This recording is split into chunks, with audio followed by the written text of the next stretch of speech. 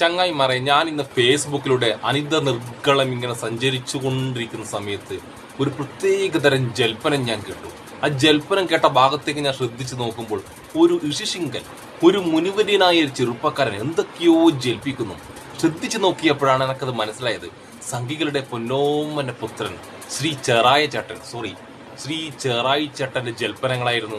അദ്ദേഹം നമ്മുടെ എല്ലാം അഭിമാനമായ കേണൽ സോഫിയ ഖുറേഷിയെ തീവ്രവാദികളുടെ സഹോദരി എന്ന് വിളിച്ച മധ്യപ്രദേശ് മന്ത്രിക്കെതിരെ ആഞ്ഞടിക്കുന്നൊരു വീഡിയോ.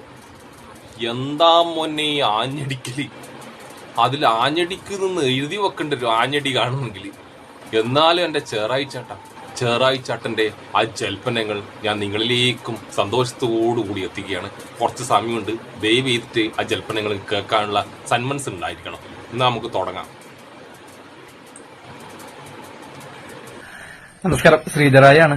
ഹാർബറിൽ നിന്ന് ഇപ്പൊ വന്ന് ഫോണൊന്ന് തുറന്നു നോക്കിയപ്പോഴാണ് കുറെ ആൾക്കാർ മെസ്സേജ് ഇട്ടേക്കണ്. കുറെ ആൾക്കാർ നമ്മുടെ ഒരു പോസ്റ്റിൽ വന്നിട്ട് ഒരു കാര്യം മെൻഷൻ ചെയ്തേക്കണ്.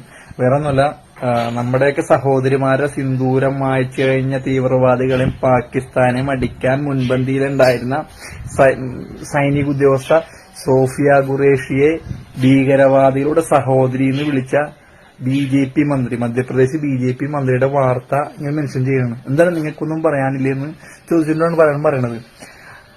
കൃത്യമായിട്ടുള്ള അഭിപ്രായമുണ്ട്. കാരണം ഈ BJP മന്ത്രിയേക്കാളും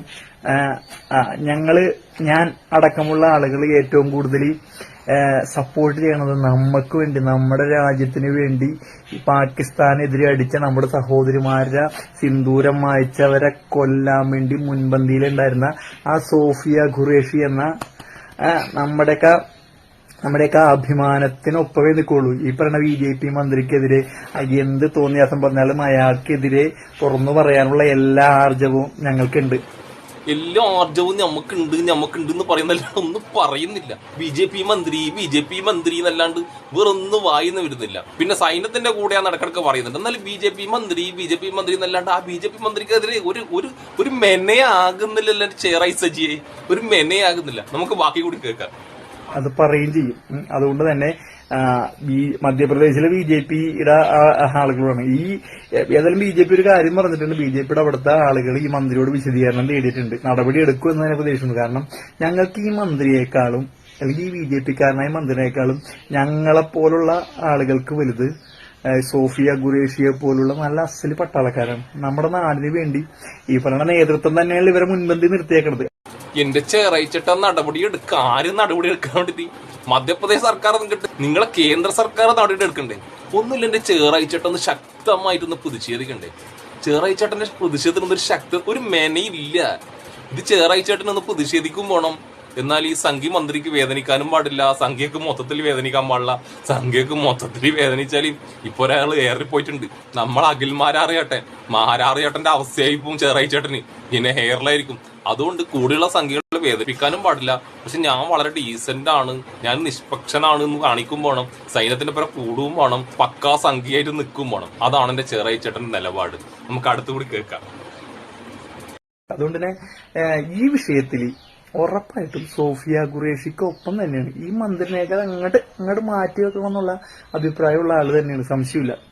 അപ്പൊ ഇനി ആരും വന്നിട്ട് മെൻഷൻ ചെയ്യണ്ട ഇതിനകത്ത് മന്ത്രി ഇങ്ങനെ പറഞ്ഞു, മന്ത്രി പറഞ്ഞ മന്ത്രിക്ക് എതിരെ തന്നെ പറയും. അതിനുള്ള ആർജവുണ്ട്. കാരണം ഞങ്ങൾക്ക് രാഷ്ട്രം കഴിഞ്ഞിട്ടുള്ളൂ, ഏത് രാഷ്ട്രീയ പാർട്ടി ആയാലും. അതുകൊണ്ട് തന്നെ നമ്മുടെ പട്ടാളക്കാരൻ പറഞ്ഞാൽ BJPക്കാരനായാലും കോൺഗ്രസ്സുകാരനായാലും ഏതവനായാലും അവനെതിരെ തുറന്നു പറയും. കാരണം നമ്മുടെ നാടിന്റെ അഭിമാനമാണ് അവര്. നമ്മുടെ നാടിന്റെ അഭിമാനം വാനോളം ഉയർത്തുന്ന ആളുകളാണ്. അതിന്റെ മുൻപന്തി നിൽക്കണം, അതിന്റെ നേതൃത്വം വരെ നിൽക്കണ ആളുകൾ തന്നെയാണ്. ഇതൊക്കെ ഏൽപ്പിച്ചേക്കണത് അവരെ ഏൽപ്പിച്ചേക്കണത് ഇവിടുത്തെ ഭരണകർത്താക്കളുടെ അറിവോടുകൂടി തന്നെയാണെന്നുള്ള വ്യക്തമായ ധാരണയുണ്ട്. അപ്പൊ കുറെ ആളുകൾ ഇവരുടെ ആവശ്യമില്ലാണ്ട് വായിന്ന് വിസർജനം വന്നാൽ അവരുടെ കൈയായിരിക്കാൻ ഞങ്ങൾ ഉണ്ടാവൂല. അതുകൊണ്ട് തന്നെ നമ്മുടെ സൈനികർക്കൊപ്പം, നമ്മുടെ സൈനിക ഉദ്യോഗസ്ഥർക്ക് ഒപ്പം തന്നെയാണ്. അപ്പൊ ഇനി ആരും വന്ന് മെൻഷൻ ചെയ്യണ്ട, അത് പറഞ്ഞുള്ളൂ. ഇത് കഴിഞ്ഞ പാട് ചേറായിച്ചേട്ടൻ റൂമിൽ പോയിട്ട് ഒരു ഏറ്റ പൊട്ടിക്കരച്ചിലായിരുന്നു. എന്റെ മന്ത്രീനെ ഞാൻ എന്തെല്ലാം പറഞ്ഞു പറഞ്ഞു. എന്റെ ചേറായിയെ ഇതൊന്നുമല്ല പ്രതിഷേധം, ഇങ്ങനെയൊന്നല്ല സംസാരിക്കേണ്ടത്. മന്ത്രി എന്നൊന്നും അയാളെ വിളിക്കാൻ പാടില്ല കേട്ടാ. അയാളെല്ലാം വിളിച്ച തെറിയെന്ന് വിളിക്കണ്ടേ. ചാണകം തലേ കയറ്റി നീ പറയണം. ചാണകം തിന്ന മന്ത്രി എന്ന് പറയണം നീ. എല്ലാണ്ട് മന്ത്രിക്കെതിരെ ആര് നടപടി എടുക്കാൻ വേണ്ടി ഇന്ന് നിങ്ങളെ BJP പറഞ്ഞോളൂ നടപടി എടുക്കൂല. അത് കാരണം നിങ്ങളെ മനസ്സിലുള്ളതാണ് അയാൾ പറഞ്ഞത്, നിന്റെ അടക്കം മനസ്സിലുള്ളതാണ് അയാൾ പറഞ്ഞത്. സൈന്യത്തിന്റെ ഒപ്പം നല്ല പറച്ചിലല്ലാണ്ട് മണിക്കൂർ ഇടുമ്പോൾ സ്റ്റാറ്റസ് ഇടുന്ന വീഡിയോ ഇടുന്ന ഫോട്ടോ ഇടുന്ന അല്ലാണ്ട് എന്ത് സൈന്യത്തിന്റെ ഒപ്പം ഇടും? സൈന്യത്തിന്റെ ഒപ്പരമായിരുന്നെങ്കിൽ സോഫിയ ഖുറേഷിയെ പറ്റി അമ്മാതിരി വർത്താനം പറയേണ്ട ഓൺ ദ സ്പോട്ടിൽ ഓനെ മന്ത്രി സ്ഥാനത്തും MLA സ്ഥാനത്തും മാറ്റണമായിരുന്നു. എല്ലാണ്ട് ഓന്റെ അപ്പുറവും കൂടി എന്നാ പിന്നെ സൈന്യത്തിന്റെ ഒപ്പരമാണെന്നുള്ള ഡബിൾ സ്റ്റാൻഡ് ഉണ്ടല്ല. നിങ്ങൾ ഡബിൾ സ്റ്റാൻഡ് ടീമാണ്. നിങ്ങൾ സൈന്യത്തിന്റെ ഒപ്പരം രാജ്യത്തിന്റെ ഒപ്പരം രാജ്യസ്നേഹി ആയിരുന്നെങ്കിൽ ഇന്ന് അയാൾ അവിടെ മന്ത്രിയായിട്ടോ MLA ആയിട്ടോ ഇരിക്കുന്നുണ്ടാവില്ല. അയാളിപ്പോ ജയിലിലായിരിക്കും. അത് ഹൈക്കോടതി വടിയെടുത്തപ്പോഴാണ് നിങ്ങൾ കേസ് വരെ എടുത്തത്. അതുവരെ നിങ്ങൾ നല്ല കണ്ണും കൂട്ടി ഉറക്കം നടിക്കലായിരുന്നു സംഖ്യകളെ. എന്നാൽ എന്റെ ചെറിയച്ചേട്ടാ മേനെ ആയില്ല. ഇതെല്ലാം ഉടായിപ്പാണ്. ഒരൊട്ടും അങ്ങോട്ടൊരു ഒരു ഒരു ഒരു ഒരു ഒരു ടൈറ്റില്ല നിങ്ങളുടെ സംസാരത്തിൽ. വേദനിപ്പിക്കാൻ പാടില്ലല്ലോ എന്നെ സംഖ്യ മോഹന്മാരാ. സംഖ്യകൾ ഏറിക്കെറ്റും മാരാറുടെ അവസ്ഥയായി പോകും. എത്രയൊക്കെ പൊക്കിക്കിടന്നാലും സംഗീതത്തിനെതിരെ എന്തെങ്കിലും പറഞ്ഞു കഴിഞ്ഞാല്, ചാണക സ്വഭാവത്തിനെതിരെ എന്തെങ്കിലും പറഞ്ഞു കഴിഞ്ഞാല്, നീ എന്ത് വില്ല ചാണകായാലും നിന്നെ അടക്കം എടുത്തിട്ട് അടിക്കും. നിനക്ക് നല്ല പേടിയുണ്ട് എന്റെ ചേറായി ചേട്ടാ. എന്നാ പിന്നെ ശരി സുലാൻ.